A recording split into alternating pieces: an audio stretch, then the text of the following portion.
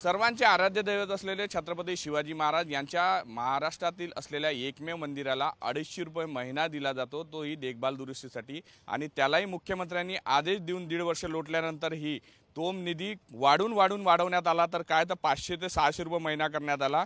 आणि याला सध्या हिंदू जनजागृती समितीने आक्षेप घेतलेला आहे। यावर बोलण्यासाठी आपल्यासोबत सुनील घनवटजी आहेत, त्यांच्याकडून हा सविस्तर विषय जाणून घेऊ आणि त्यांची काय मागणी आहे हे सुद्धा आपण समजून घेऊ। सुनीलजी, काय सांगाल, किती दुर्दैव आहे महाराष्ट्राचं, ज्यांचं राजकारणाचं रोज सकाळी उठून सुरुवात होते की जय महाराष्ट्र किंवा छत्रपती शिवाजी महाराज की जय बोलतात, त्यांच्या याच्यानं शब्द घेतात आणि अशा पद्धतीची वागणूक मिळते।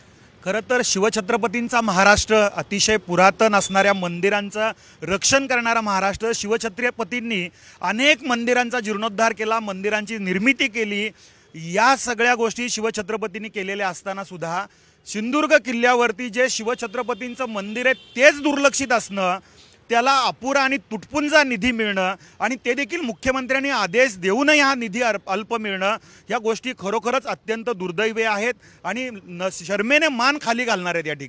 या ठिकाणी आम्ही माहितीच्या अधिकारात ज्यावेळेस माहिती काढली त्यावेळेस हिंदू विधिज्ञ परिषदच्या माध्यमातून ही माहिती मिळाली की वर्षाला या मंदिराला केवळ 3000 रुपये दिले जात आहेत, म्हणजे महिन्याला साधारण 250 ते 300 रुपये दिले जातात। आता ती रक्कम वाढवून 6030 रुपये वार्षिक सुरू करण्यात आलेली आहे। मला या ठिकाणी त्या महसूल विभागाच्या अधिकाऱ्यांना, त्या ठिकाणच्या पुरातत्व खात्याच्या अधिकाऱ्यांना विचारायचं, 250 रुपये तुमचं घर तरी चालतं का? आणि आमची शासनाकडे माननीय मुख्यमंत्र्यांकडे मागणी आहे की आपण आदेश देऊनही जर अधिकारी कृती करत नसतील तर यांच्यावर तत्काळ कारवाई झाली पाहिजे। किमान महिनाभर या अधिकाऱ्यांना शिक्षा म्हणून त्या गडावरती जाऊन बसवा आणि त्यांना ते मंदिर 250 रुपयामध्ये चालवून दाखवावं असं सांगा। या ठिकाणी हे मंदिर 1695ला शिवाजी महाराजांचे पुत्र राजाराम महाराज यांनी बांधलेलं आहे। समकालीन अनेक मंदिरं त्या ठिकाणी गडावरती आहेत।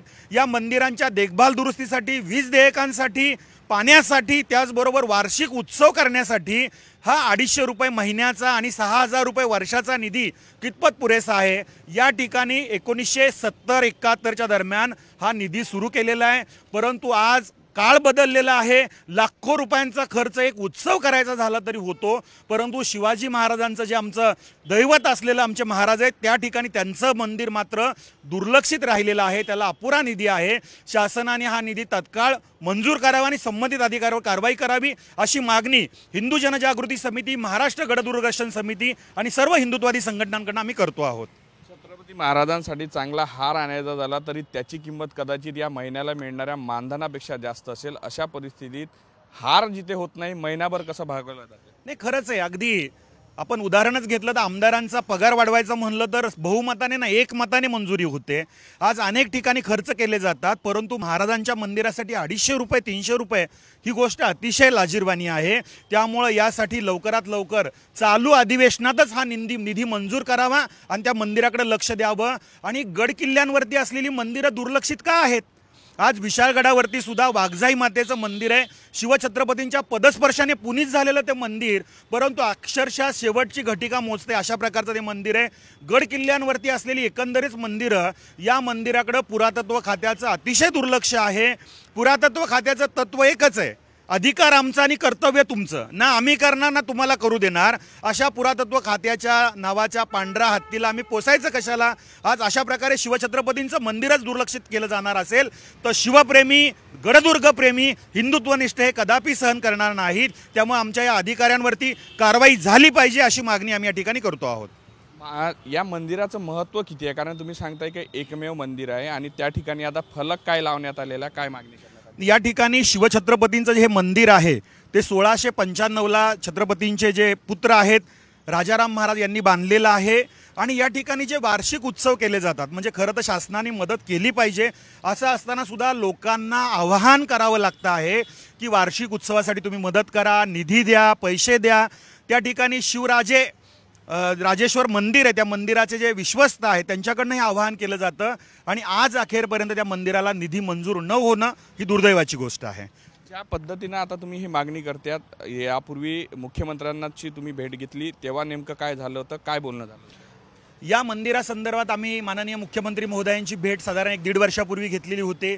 त्यांनी लगेच सकारात्मक पाऊल उचलून त्या क्षणी त्यांनी संबंधित त्या ठिकाणचे जे मंत्री आहेत उदयजी सामंत यांना निर्देश दिलेले होते आणि त्यांनी सुद्धा संबंधित अधिकाऱ्यांना सांगितलं होतं. असं असताना सुद्धा संबंधित अधिकाऱ्यांकडनं या गोष्टींकडे दुर्लक्ष होणं, ते देखील सध्याचं शिवछत्रपतींचं शिवराज्याभिषेक सोहळ्याचं 350 वर्ष सुरू असताना या प्रकारचं करणं हे अतिशय अयोग्य आहे. नक्कीच शिवछत्रपतींचा आदर सगळ्यांनीच करावा. तुम्हाला काय वाटतं? आता जे सुनीलजींनी सांगितलं विषयाला अगदी सहमत आहोत. म्हणजे त्यांचा आदर्श पाळून आम्ही संघटनात्मक कार्य करतो, अशा महाराजांकडे दुर्लक्ष केलं जात आहे मंदिरांच्या माध्यमातून. तर अतिशय जे काही त्याच्यामध्ये विलंब होत आहे तो विलंब न होता लगेच शासनाने यांनी लगेच त्याच्यावर पुढची कृती करावी अशी मागणी आहे. याच्यामध्ये हिंदू जनजागृतीचे जे कार्यकर्ता आहेत अतिशय मोलाचं आहे आणि महाराष्ट्राचं आराध्य दैवत छत्रपती शिवाजी महाराज यांचं ते मंदिर आणि त्याच्याकरता मिळणारा 6,000 रुपयाचा निधी, 6,000 रुपयाच्या परिस्थितीला एखाद्या लेबरला देखील मिळतात वर्षाला, आणि हे तो लेबर आज महिन्याला कमवतो ही परिस्थिती आहे.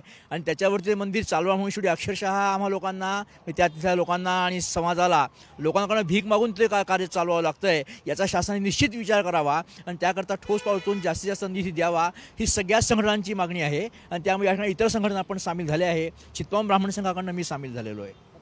तरुणांचं रक्त ज्यांच्या नावानं सळसळतं त्यावेळेस तुला जेव्हा पहिल्यांदा कळतं तेव्हा तुला काय वाटतं, तुझ्या काय भावना? हे बघा, हिंदुत्वाच्या विषयावरती हिंदुत्वाशी कुठेतरी तडजोड होते म्हणून 2022 साली सरकार निवडून आलं. त्याच्यानंतर शिवछत्रपतींचे मोठे मोठे बॅनर पूर्ण महाराष्ट्रभर, सकाळी उठले तर जय महाराष्ट्र म्हणून हा महाराष्ट्र गाजतो, आपले नेते गाजतात. त्याच्यानंतर शिवछत्रपतींच्या या मंदिर ज्याला 300 वर्षाहून जास्ती झालं त्याला 250 आणि 500 रुपये ही जी निधी दिली जाते ती संपूर्ण महाराष्ट्रबरोबर केलेला एक विनोद आहे. 500 रुपयामध्ये किंवा 250 रुपयामध्ये साधे हारफुलाचं पण आज खर्च नाही होऊ शकत. 100 रुपयाच्या वरती पेट्रोल जिथे आहे तिथे तुम्ही इतक्या 300 वर्षाहून जुनं एक पुरातन मंदिराचं शिवछत्रपतींचं त्याच्याबरोबर हा विनोद करताय. हे तात्काळ बंद झाला पाहिजे आणि मॅक्झिमम 25,000 ते 30,000 ही निधी द्यायलाच पाहिजे. मिनिमम 25,000 निधी द्यायला पाहिजे. दुर्दैव आहे, VHPने एक मध्यंतरी मागणी सुद्धा केली होती की हे सगळे मंदिरं जे आहे हिंदूंचे मंदिरं ते आमच्या ताब्यात द्यावे आणि हिंदूंच्या मंदिरात येणारा जो काही निधी असेल तो हिंदूंवरच खर्च करावा. या मंदिराने त्या मंदिराच्या मागणीसाठी कसं जोड? आम्ही महाराष्ट्र मंदिर महासंघाच्या वतीने सुद्धा आत्ता नुकतंच एक ओझरला अधिवेशन झालं. ह्या अधिवेशनातली मुख्य मागणी होती की सरकारनं सर्व मंदिरं भक्तांच्या ताब्यात द्यावी, जी सरकारीकरण झालेली आहेत ती, आणि सगळीच मंदिरं. आज परिस्थिती अशी आहे की विश्व हिंदू परिषदेने जी मागणी केली त्याचं सुद्धा आम्ही समर्थन करतो की मंदिरातला निधी हा अन्य धर्मियांसाठी वाटला जातो. हे कशासाठी? मंदिरात जाणारे भक्त हिंदू आहेत, ते आपल्या देवासाठी पैसा अर्पण करतात. मला एक गोष्ट या ठिकाणी कळत नाही की सिद्धिविनायक मंदिरातले लाखो रुपये हे अन्य धर्मियांना वाटले गेले, ही सुद्धा माहितीच्या अधिकारात माहिती समोर आलेली आहे. जर मुसलमानांना मस्जिदींसाठी आणि मदरसांसाठी वक्फ बोर्ड आहे, ख्रिश्चनांसाठी डायोसेशन सोसायटी आहे, तर मग हिंदूंच्या मंदिरांचंच केवळ सरकारीकरण का? त्यामुळं सरकारीकरण झालेली मंदिरंसुद्धा सरकार मुक्त करावीत, गडकिल्ल्यांवरच्या मंदिरांकडे लक्ष द्यावं आणि विशेष करून शिवछत्रपतींचं जे प्राचीन असं मंदिर आहे सिंधुदुर्ग किल्ल्यावरचं त्याच्यावरती तत्काळ लक्ष द्यावं. अधिवेशन चालू आहे. मी केवळ सत्ताधारी पक्षांनाच विनंती नाही करत आहे, तर अगदी विरोधी पक्षासहित सगळ्यांनी एकमताने याच अधिवेशनामध्ये अधिवेशन संपण्यापूर्वी या मंदिराला निधी मंजूर झालाय अशा प्रकारची घोषणा करावी आणि शिवछत्रपतींबद्दलचा आदर प्रेम हे आपल्या कृतीतून समाजाला दाखवावं असं या ठिकाणी सांगेल. शेवटचा प्रश्न करतोय, हे सगळं दुर्लक्ष झालं त्यांच्यावर काय कारवाई झाली पाहिजे? निश्चितपणे ज्या अधिकाऱ्यांनी या संदर्भात हे दुर्लक्ष केलेलं आहे, मग ते पुरातत्व खात्याच्या असू द्या, महसूल विभागाच्या असू द्या, बांधकाम खात्याच्या असू द्या किंवा स्थानिक पंचायतीच्या असू द्या, या सर्व अधिकाऱ्यांवरती कारवाई केली पाहिजे. किमान 1 महिनाभर या अधिकाऱ्यांना त्या गड किल्ल्यांवर नेऊन बसवलं पाहिजे आणि तुम्ही 250 रुपयात मंदिर चालवून दाखवा अशी त्यांना शिक्षा दिली पाहिजे. हे कशासाठी चाललंय सगळं?